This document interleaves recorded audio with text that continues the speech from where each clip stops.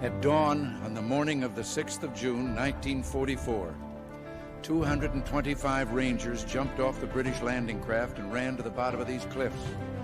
Their mission was one of the most difficult and daring of the invasion, to climb these sheer and desolate cliffs and take out the enemy guns. The Rangers looked up and saw the enemy soldiers at the edge of the cliffs shooting down at them with machine guns and throwing grenades, and the American Rangers began to climb. When one Ranger fell, another would take his place. When one rope was cut, a Ranger would grab another and begin his climb again. They climbed, shot back, and held their footing. Soon, one by one, the Rangers pulled themselves over the top, and in seizing the firm land at the top of these cliffs, they began to seize back the continent of Europe. The teamwork and determination displayed on that fateful day at Pointe du Hoc not only demonstrates the best of the United States Army, but it also represents our mission at the Association of the United States Army. Soldiers supporting soldiers.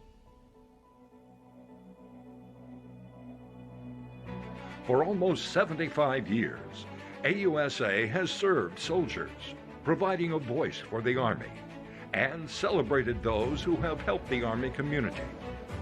We've experienced tremendous growth and are now over 1 million members strong and growing. We continue to provide essential services to soldiers, civilians, retirees, veterans, and family members. We engage with the Army, Congress, industry partners, and communities across the globe. And we work to advance national security and promote greater recognition of the Army's vital role in American life. But we're not stopping there. We're evolving the way we educate, inform, and connect America to the Army. We're developing our Center for Leadership to inspire Army leaders. We're investing in our Army communities with a broader membership reach. And we're building stronger links between generations to support the Army's critical needs. As we charted AUSA's path for the future, we realized we needed a new symbol to represent what we do. A logo inspired by the significance of the soldier experience and the Army story. A logo inspired by our focus on people. Because, as General Creighton Abrams said, people aren't in the Army. They are the Army.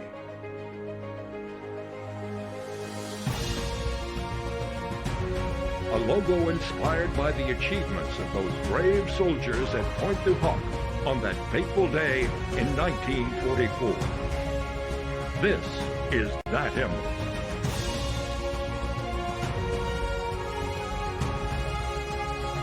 AUSA. It takes a team. Soldiers, families, civilians, retirees, veterans, industry, and you. The Association of the United States Army is pleased to welcome you to AUSA's new report webinar series. This webinar series features presentations by senior Army leaders responsible for key programs and initiatives. It also features contemporary military authors who weave together the past, present, and future story of the United States Army. Kicking off today's webinar is the Director of AUSA's Education and Programs Department, Nzinga Curry. Good afternoon, and welcome to the Association of the United States Army's Noon Report. Thank you for joining us for today's webinar. We appreciate your support as partners in the defense of our nation. Joining us today is Major General Gregg Martin, U.S. Army retired, and author of Bipolar General, My Forever War with Mental Illness. For those joining us online today, please take advantage of having Major General Martin here to ask questions. You can use the Q&A tab on the right side of your screen to submit questions. After the discussion, we will take as many questions as possible. You can also find a full bio for Major General Gregg Martin and our moderator, Dr. Joseph Caravallo, in the Handouts tab. As stated, the moderator for today's discussion is Dr. Joseph Caravallo, President and CEO of Henry M. Jackson Foundation for the Advancement of Military Medicine. Dr. Caravallo leads the foundation, HJF, which is a private nonprofit organization established in 1983 and authorized by the U.S. Congress. Their mission is to partner to advance medicine for the mutual benefit of military and civilian health. As president and CEO, he guides the strategic vision for HJF and its global workforce in the pursuit of his vital mission. He served in the Army for 38 years. His last assignment was as the Army Deputy Surgeon General and then as the Joint Staff Surgeon, serving as the Chief Medical Advisor to the Chairman of the Joint Chief of Staff. He graduated with a medical doctorate from the Uniformed Services University of the Health Sciences in 1983. He also earned his bachelor's in math from Gonzaga University and a master's of strategic studies from the Army War College. Board certified in internal medicine, nuclear medicine, and cardiology, and in 2019, he received an honorary Doctor of Law degree from Gonzaga University. Dr. Caravallo, I turn the floor over to you. Thank you, Ms. Curry. Gregg Martin is a retired Major General who served on active duty for 36 years. Upon his commission in the Engineer Corps from West Point, he went on to command at the company and battalion levels, then led the 130th Engineer Brigade in combat during the first year of the Iraq War.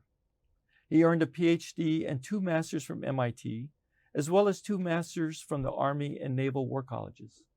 He is an ardent mental health advocate who has lived in the bipolar spectrum most of his life.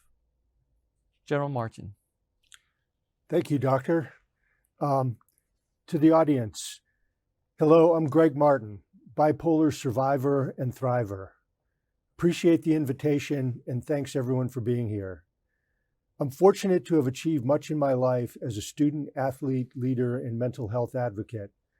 My new book, Bipolar General, My Forever War with Mental Illness, dives into all of this, including my experiences both benefiting from and battling against bipolar disorder. My book at once shocks and terrifies while inspiring, educating, and saving lives. Much of my success is because of, and only sometimes in spite of, living on the bipolar spectrum.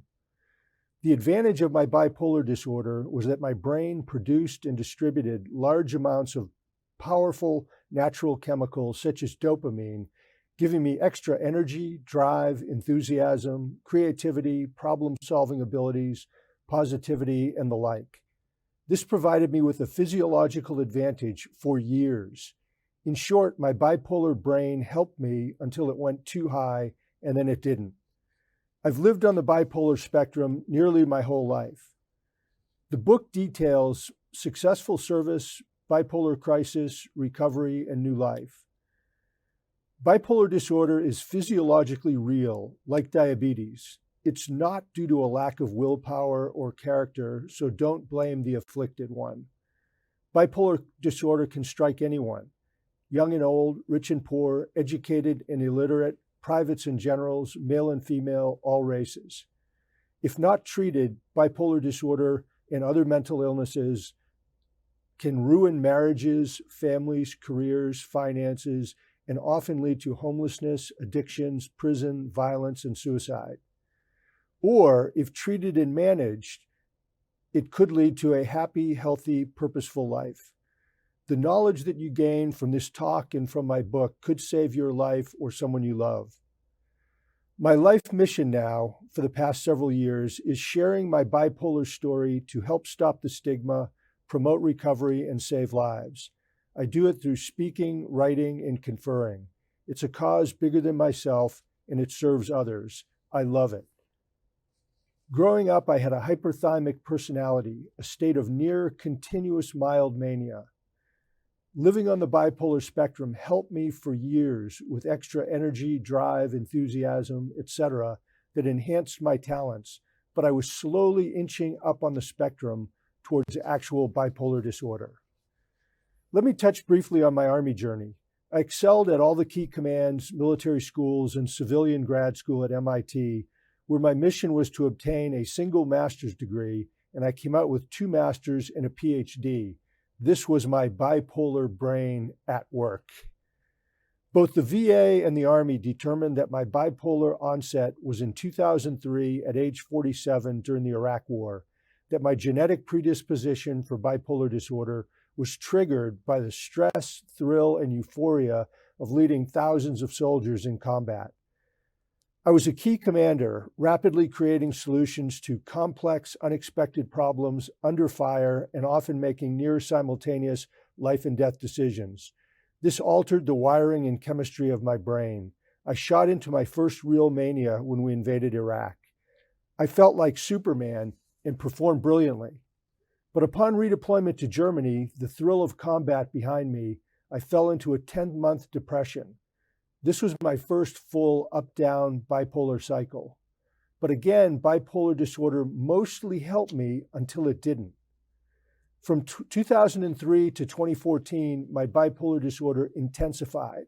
As I was promoted from colonel to 1-star, then 2-star general, my bipolar disorder was unknown, unrecognized, and undiagnosed for 12 years as I cycled into higher highs and lower lows, along with psychosis, until 2014. 2014 was the storm. I shot into full-blown mania, madness, insanity. I was disruptive, bizarre, over the top, frightening, out of control. I swung from euphoria to agitation, anger, and rage, infused with delusions, hallucinations, and extreme paranoia. I stopped sleeping for about 3 months. My speech became more rapid and pressured. New ideas flowed continuously. My grandiosity and religiosity soared. I talked nearly nonstop. I stopped doing paperwork. My meetings ran over and I interrupted constantly. I was repeatedly late, often out of uniform, and my risk-taking and lack of self-control were severe. I believed I could fly, that I was the smartest person on earth, held the key to world peace, and was God's apostle on a mission to transform the Department of Defense. I saw the Holy Spirit descend and demons attack our house, then repelled with Bibles and crosses. And now people noticed, sending dozens of anonymous reports to my boss, leading to my removal from command. I was called on a Friday afternoon, mid-July 2014, telling me to report to my boss, the chairman of the Joint Chiefs of Staff, on Monday at 10 a.m. In my sick brain, I wondered, will this be a promotion, an extension in command, or will I be fired? I had worked for General Dempsey 4 times, and we had a great relationship. I reported to him and saluted. He walked across his office and gave me a big hug. Greg, I love you like a brother. You've done an amazing job. No one else could have done what you did in just 2 years. I give you a grade of A+, but your time at NDU, National Defense University, is over. You have until 5 p.m. today to resign or you're fired. And I'm ordering you to get a psychiatric evaluation this week at Walter Reed. Do you think I was disappointed? No. I declared, thank you, Chairman, hugged him and said, God put me in this job, he removed me, and now he's got bigger things for me to do. Paradoxically, I actually believe that in the last 9 years, I have moved to bigger, more important things with my bipolar mission and my mental health advocacy. I underwent 3 psychiatric evaluations in July of 2014, 3 times misdiagnosed as fit for duty. After being fired, I retired early and was later hospitalized. The book details many more intense manic episodes. And then remember that with bipolar disorder, what goes up must come down. So over the next 4 months after being fired, I spiraled, then crashed into a complete breakdown, mind, body, spirit. from mostly euphoric mania to anger, bitter rage, and paranoid delusions, then into hopeless, crippling depression and terrifying psychosis. In November of 2014, I was crippled with depression. I was terrified with images of my own death. I did an emergency walk-in to Walter Reed and was finally diagnosed properly with bipolar disorder type 1 and psychosis 12 years after onset. From 2014 to 2016, I lived in bipolar hell. I was sunk in hopeless depression and barely functioning for 2 years. I had terrifying psychosis, delusions of being spied on, arrested, beaten, and murdered in prison, face down, gurgling in a pool of my own blood, continuous ideations of my own death. I wanted to die. I felt an invisible force throw me under a speeding 18-wheeler and steer me into an oncoming 18-wheeler, ripping my body apart. A giant boa constrictor slithered out of the woods every morning, eyes blazing, and crushed the life out of me. When I wasn't staring into space and ruminating, I threw myself onto the hardwood floors, yelling, banging my head, punching myself on the face and head, angry at God. Thankfully, my wonderful wife Maggie and a devoted Army friend got me into a great VA hospital for inpatient care, but it was 6 more months of bipolar hell until lithium, which saved me. With lithium, I began my journey of recovery.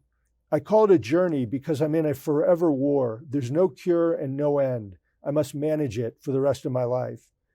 I started lithium in August 2016, and within days, my symptoms vanished. We moved to Florida for the sunshine and warmth, and I began feeling like my old pre-bipolar self. It took a team to lift me up. Wife, family, friends, medical professionals, they gave me the hope and knowledge that I could and would recover. Because when I was in bipolar hell, I believed I would never recover. My strategy for recovery is multidimensional. I covered in detail in my book. Please ask me about it in the Q&A and read the book because I go into great detail. Today, my life is happy, healthy, purposeful. My hyperthymic personality is back, though less intense. My bottom line, there is hope. Recovery is possible from all mental illnesses, including bipolar. I am living proof. Finally, a word about my book, Bipolar General, My Forever War with Mental Illness. It expands and captures my story in detail. It provides hope, inspiration, and practical knowledge that can benefit those afflicted with bipolar disorder and other serious mental illnesses, their families, friends, colleagues, and caregivers. Check out my website at www.bipolargeneral.com. Thank you very much. Well, thank you, Greg. May I call you Greg? Of course. I had the privilege of reading your book last evening, and it was very well written. And I do encourage the folks who are watching here to read it as you suggested. And for those who are considering writing themselves, Greg did write this book himself, and that was quite impressive. The one question that I see before I get started that's already up there is how did General Dempsey, who asked for your resignation, come to end up writing the foreword for your book? Well, I asked him to, and he agreed to do it. General Dempsey is an awesome individual. I got to work for him when I was a battalion commander. He was the regimental commander of 3rd Armored Cavalry. And then I worked for him a couple more times as a general officer when he was training and doctrine commander, chief of staff of the Army, and then chairman of the Joint Chiefs. And so General Dempsey hired me to be the president of National Defense University, and then 2 years later ended up firing me from the job because of my manic behavior. And so he did a very careful assessment and investigation before he made that decision. So he didn't do it lightly. It was something that he took very seriously. But when I started writing the book, I got a hold of him and said, hey, General Dempsey, I'm writing this book about the whole bipolar experience. It's really a kind of a memoir of my life in the Army. You played a huge role at various points in my career. Would you write an endorsement or a foreword for the book?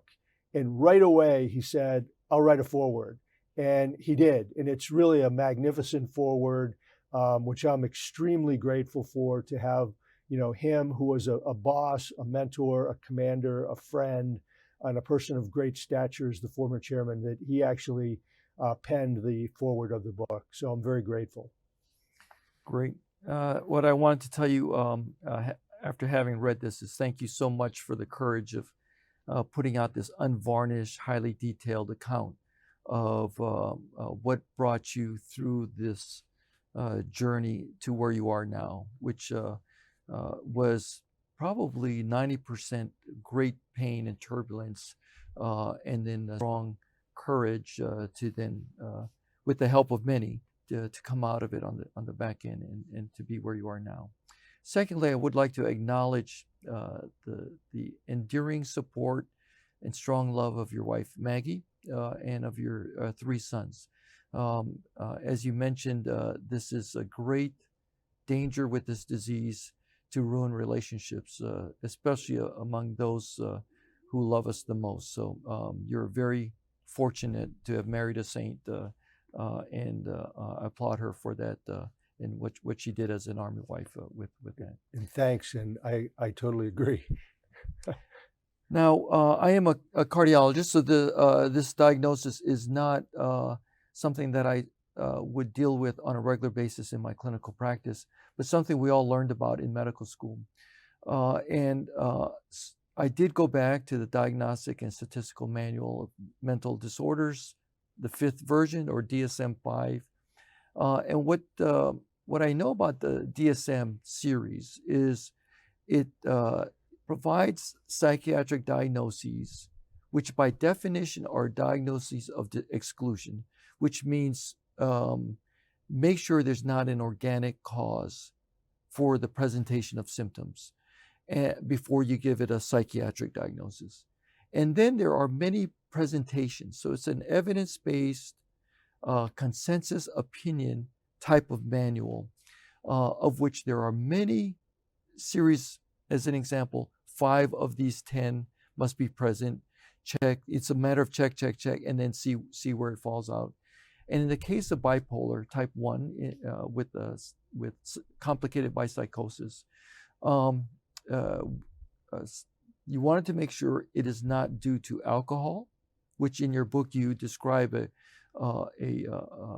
strong alcohol history, not due to toxins of other sorts, multiple sclerosis, Cushing's disease, stroke. So all those things are at play as well. But when in your book, as you described, you just gave a series of examples of your mania and of your depression episodes. And as you read it, spoiler alert, cringeworthy, very obvious when you know the answer that these were manic episodes, not hypomanic episodes, they were manic episodes. And it's just, I'm quite distraught that their diagnosis wasn't made, or wasn't relayed, or you weren't called out for over a decade. What comments do you have about that?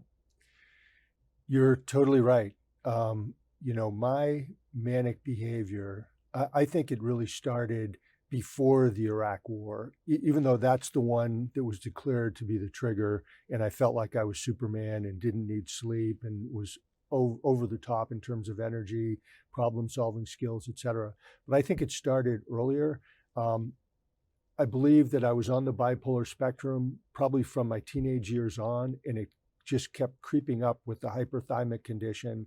And then as I got more and more serious about the Army, and I got bigger and bigger jobs with more stress, more pressure, a lot of that self-driven to perform at the top of my game, I think I had a number of manic episodes prior to 2003.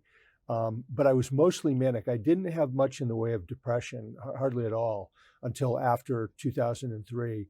But, in the Army, that kind of, gung-ho, aggressive, enthusiastic, high energy, over-the-top behavior, in my case, was strongly rewarded. I mean, like as a battalion commander, I was known kind of as a wild man. I mean, I was, with the troops and, just incredible amounts of gung-ho, aggression, enthusiasm, knew every single soldier, was always out with the troops in the field, and so that was strongly rewarded because I ended up I was the only below the zone promotion I got was from lieutenant colonel to colonel. And I was the only one in the Corps of Engineers. So clearly the system liked what I was doing and they rewarded my performance. And I think that was, if you did a 360, even the troops really appreciate it because, like I could beat every soldier in the PT test as a battalion commander. And they loved that. They thought it was awesome. And we made a battalion song and we sang it. And we played sports and we won everything. Every kind of competition we would win. And that's kind of how it was with me and my units, going back to being a platoon leader. So by the time I got to be a general officer, then I think my bipolar disorder, the manic behaviors should have been noticed because I was doing things that are detailed in the book that were clearly, over the top for a general. But it wasn't. I think people looked at me and they saw success, stars, a record of achievement. And so they would look at Gregg Martin and they would see this mask of achievement and they couldn't see through it that I had a very sick brain, that my brain had a disease that was starting to drive me out of control. And the same was true early on from 2003 and 4 and 5. For a number of years, I self-reported depression. I went in and saw the doctors 3 times over a period of several years and said, hey, I don't know what's wrong with me. I'm really depressed. I've never been depressed before in my life. And I'm usually super high energy. I basically described my manic personality, and not a single one of those 3 doctors connected the dots and said, oh, wait a second, with this collateral information, sounds like mania, and now he's depressed. Maybe that's bipolar disorder. It never happened. And again, I just think that the doctors were blinded by my rank and my success. And everybody else around me, the troops, the people, the higher ranking people, they didn't know what they were seeing. They were untrained, uneducated in what the basic symptoms of bipolar disorder specifically and mental illness in general. They didn't know what they were seeing. And so they just thought, okay, high energy guy, we kind of like him. I was mostly a very popular commander and senior officer. I was generally fun to be around. It was always exciting. We were always achieving big things. And so I think those are the combined factors. I think of those many characteristics, remember I said you check 5. It sounds like during your hypomanic or manic episodes, you didn't really move into the agitation area. And I think had that happened, you would have been pegged as a toxic leader, right, as opposed to a very gung-ho leader. That might have been a trigger. I think the deference to a general officer is real. I've lived that. There is a lot of perceived and maybe sometimes real pressure that the general needs to get back to work, and how can we facilitate the general being as efficient as possible. So it is possible in that regard. Although you did point out at one point in your book, when the diagnosis was made, bipolar type 1 with psychotic component, you were advised to not have that diagnosis put in your records.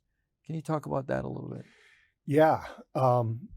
So in 2014, November, 4 months after I had gotten removed from command, my mania was at its peak when I was removed from command. And it had become essentially a raging bonfire where I was just over the top, out of control in so many different ways. But once I was removed, remember, I had this paranoid delusion that people wanted to get me fired. They were spying on me.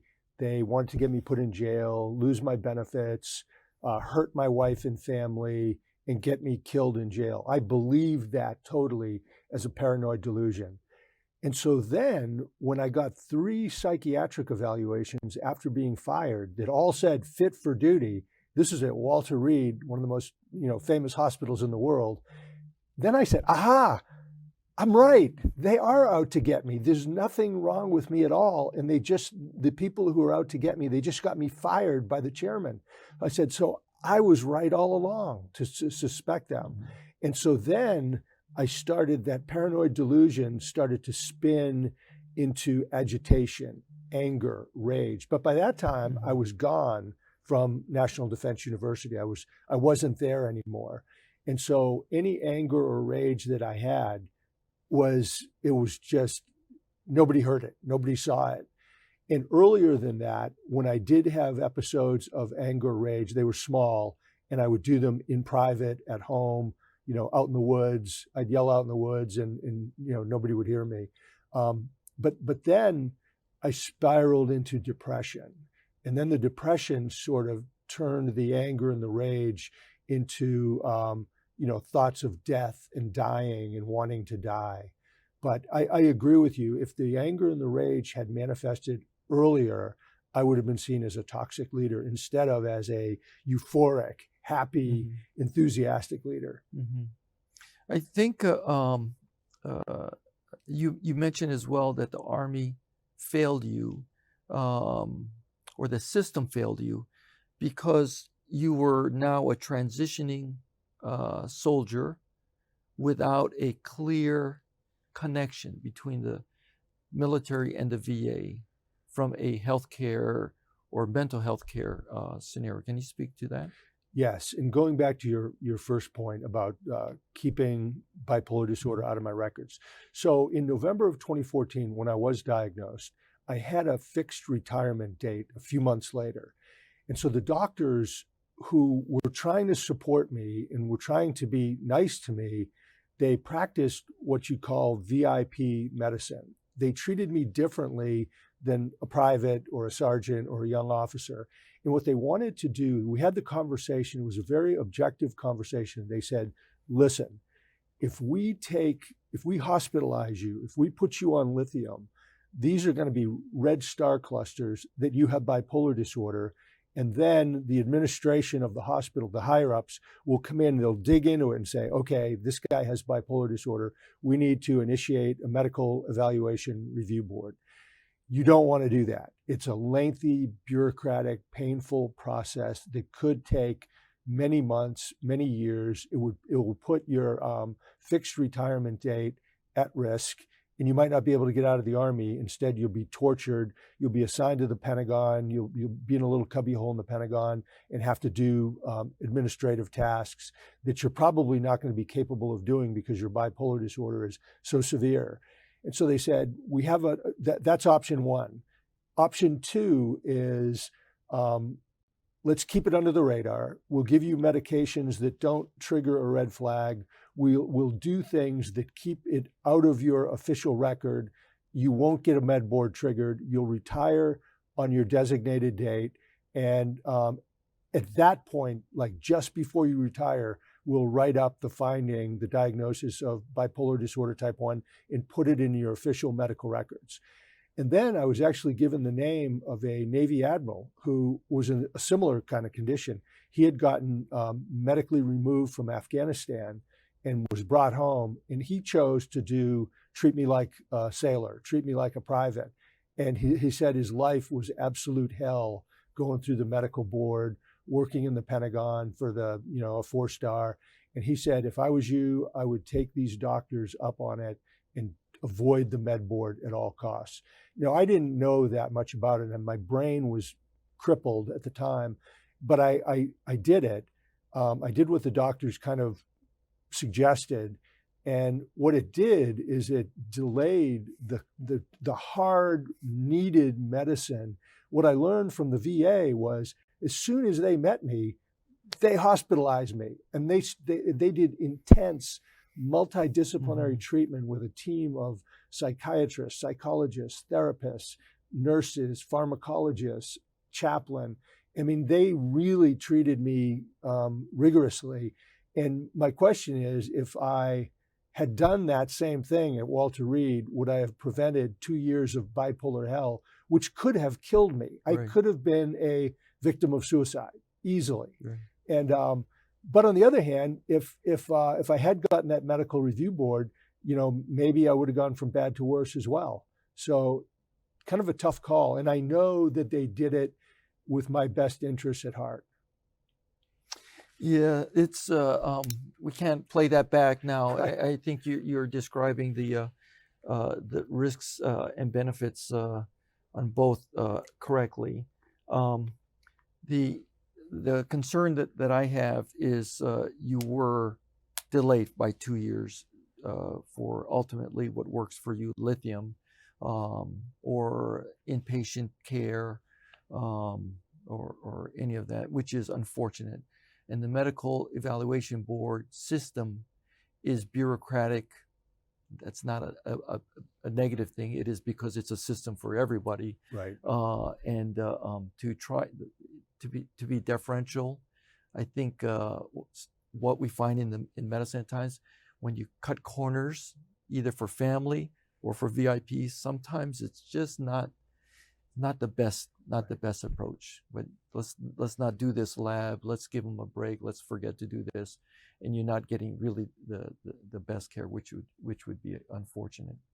Do you think that your book here has impacted the Army in any way with regards to its management of bipolar disease, or what recommendations would you have for the Army?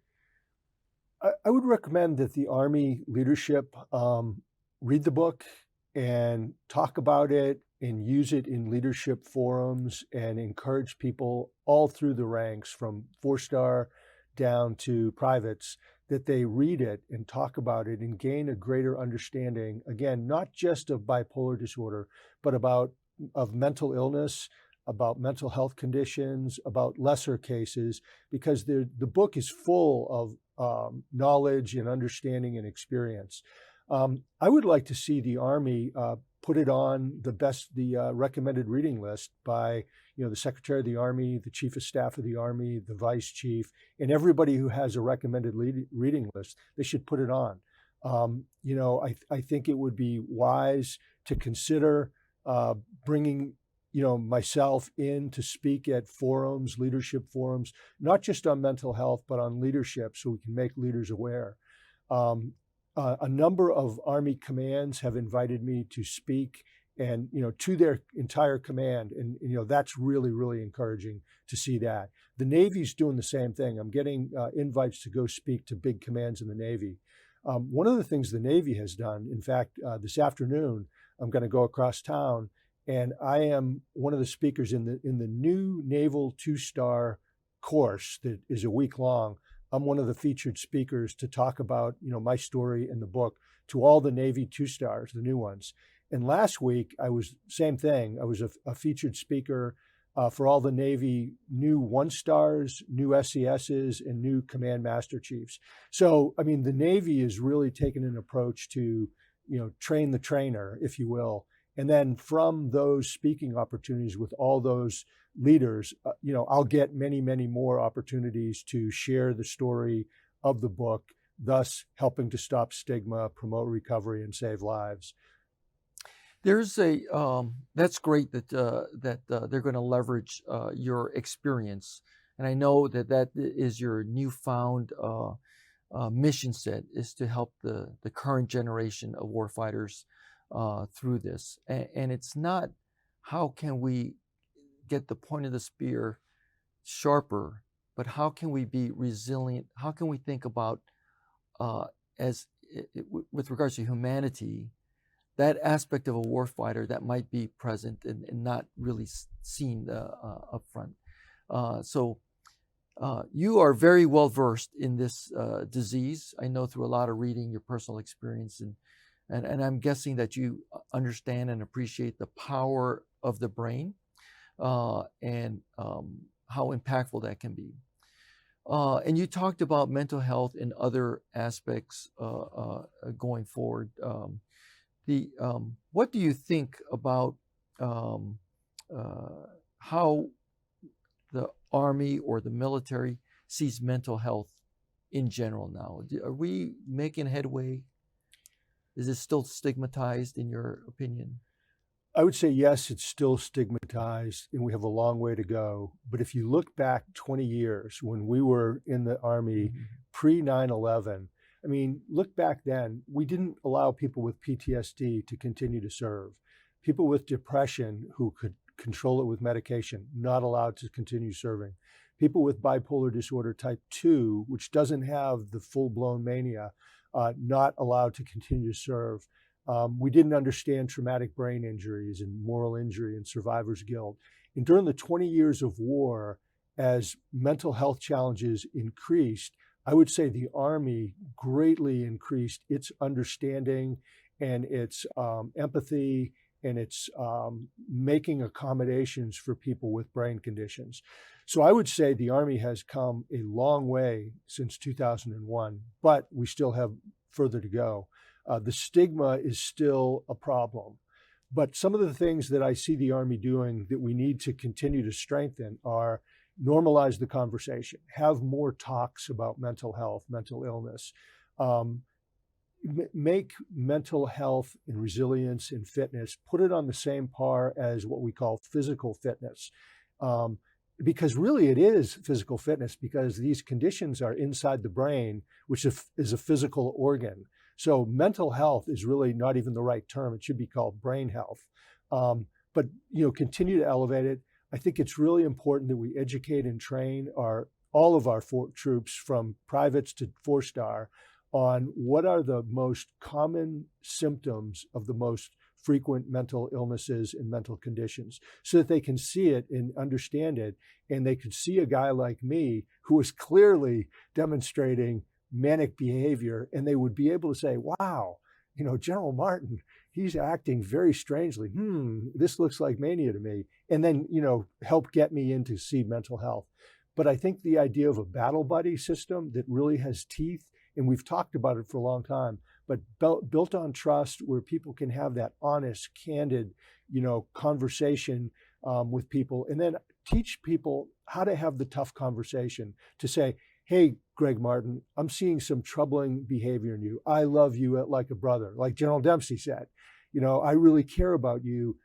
Let me go with you and let's go see the mental health specialist or the behavioral specialist, which has now been pushed down to a much lower level in the military. Like when I came in, mental health was up at like a area hospital.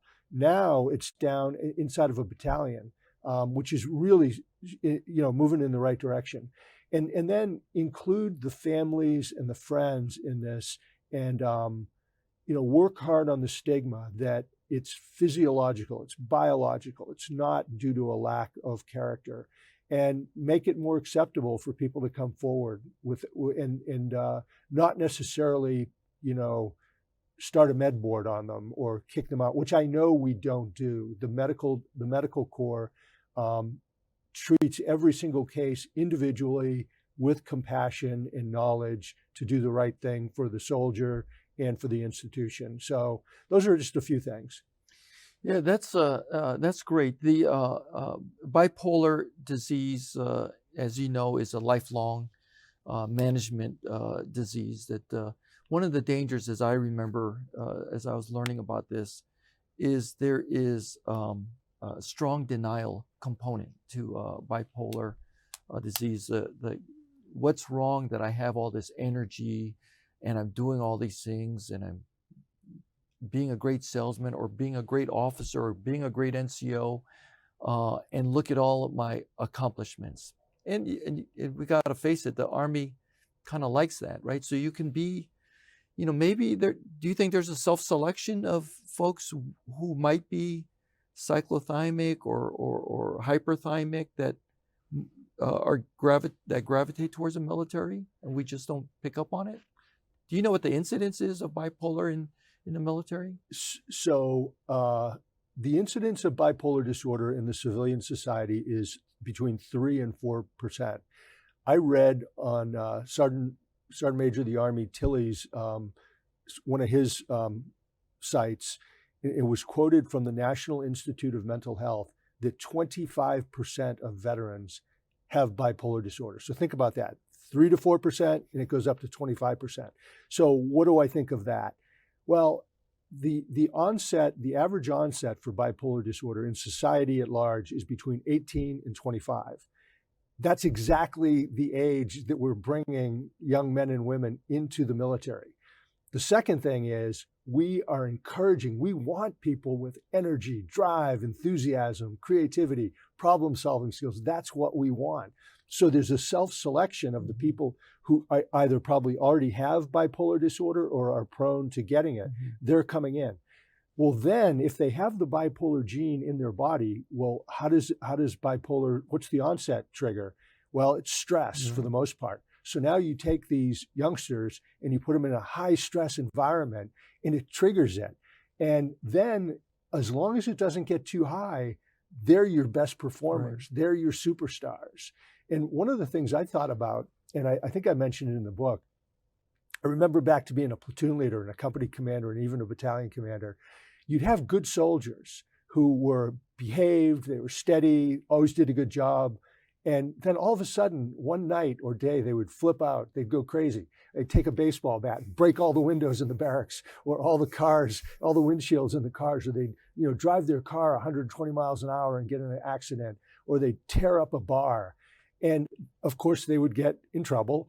And we always just treated it as a disciplinary issue. Mm-hmm. But those cases, many of them could in fact be triggers into mania that require a medical approach as opposed to, UCMJ. It's a matter of, is that a symptom or is that the disease? Right? If you think, why did you have this aberrant behavior? It forces you to look. Is there something else? Let me go to a question that was asked here. What resources and supports have you found most helpful, more specifically for a newly diagnosed service member? And then has your wife received support services as a spouse? The first thing is get professional medical help. And I was lucky. I was, by the time I knew I was really sick, it was when I was in a terribly depressed state, crippled, and I had frightening, terrifying psychosis of death. And so I knew there was something wrong. I didn't know it was bipolar disorder because remember, in my manic phases, which I was most of the time, I felt great. I felt like Superman. Nothing wrong with me. I'm on top of the world. But I went in, and when the psychiatrist evaluated me for the fourth time in recent months, and he said, "You have bipolar disorder," I was happy. I said, "Thank you, doctor. Now I know what's wrong with me, and I can begin to work with you and other medical professionals and start recovering." And so I was very, very grateful. So I'd say the first thing to do is go get medical help and then ask the doctors and the therapists. I mean, getting a therapist is really, really important as well. Ask them questions, learn from them, and then start reading and studying on your own. A good place to start is on the internet. There's tons of information that's written by medical doctors on the internet that you can start, and it's pretty short and it's digestible. And then there are some fantastic books that describe in detail what bipolar disorder is, what all about it, and then how to recover from it. There's I don't remember his name off the top of my head, but there's a professor from Johns Hopkins University who's written kind of the handbook about bipolar disorder, and then have these conversations.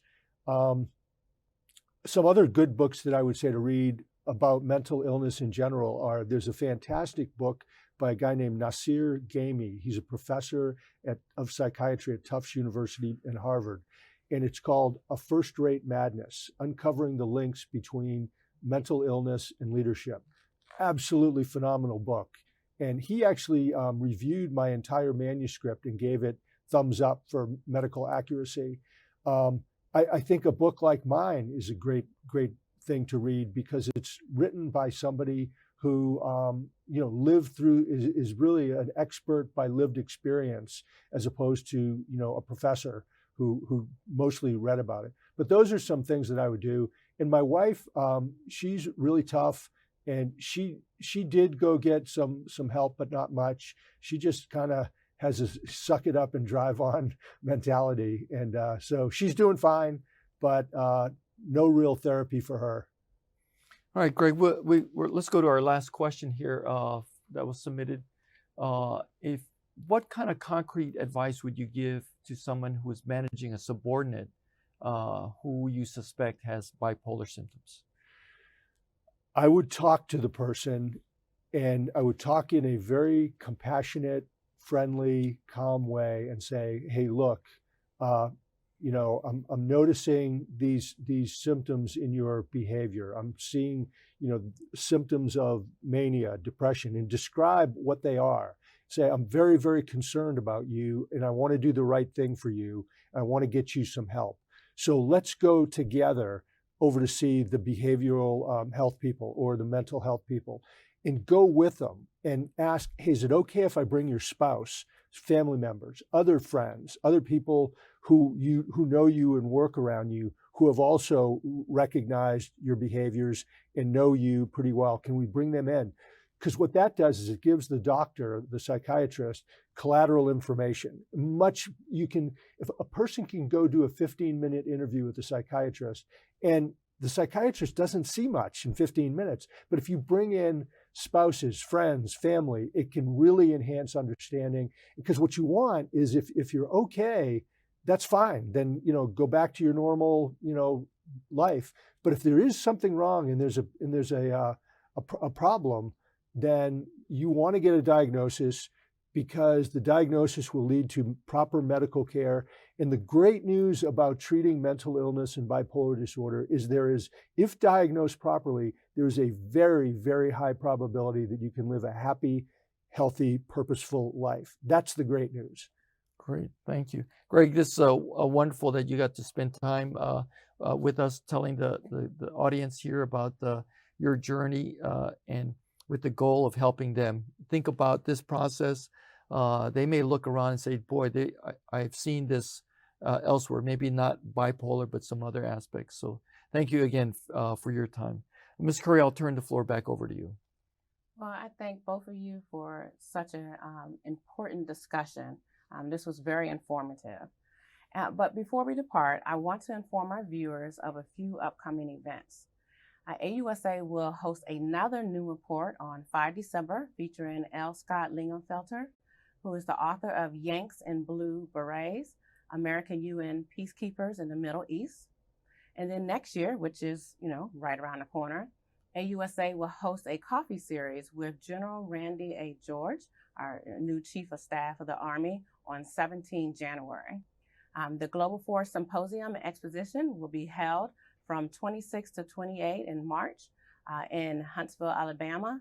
And then we will have our Land Pack Symposium and Exposition, which will be held 14-16 May in Honolulu, Hawaii. I hope that you can join us for an upcoming webinar or an event. There are additional great speakers scheduled.